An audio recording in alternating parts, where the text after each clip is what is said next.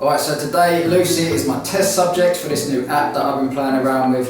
It's an X-ray app and it's pretty smart with what it can do. At the moment it's on the automatic skin detection mode, so it's just going to look through anything until it gets to the skin. But you can actually play around with the settings a bit, and you can somehow, if this slider works, you can get it to go through, and then you can look completely through somebody and see whatever's behind them.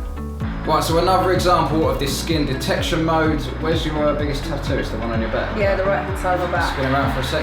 We should be able to look through the material and check out the whole tattoo on her back, which is pretty smart if you ask me.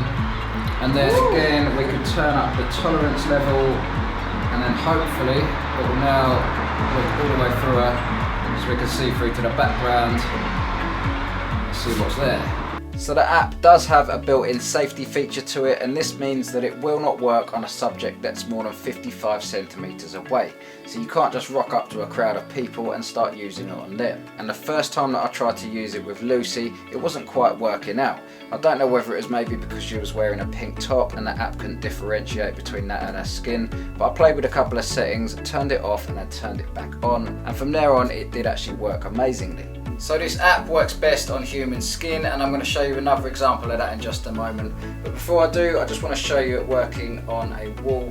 Now, it's not going to work as well on the wall as it does with the human body, but that's because behind this wall, obviously it's really dark. So the app has to use a lot of complicated algorithms and colour science that I know nothing about in order to brighten up the image and match the colours and all of that sort of thing. So another use for this app, which I think is going to be amazing in the medical world, is the ability to see through bandages and plasters without having to remove them. As you can see with this highly realistic and detailed fake cut that I've given myself, I can put the plaster on and then I can see right through it without it having to be removed. This could save so much time and money in the medical industry, and it's one of the many practical uses that the app has.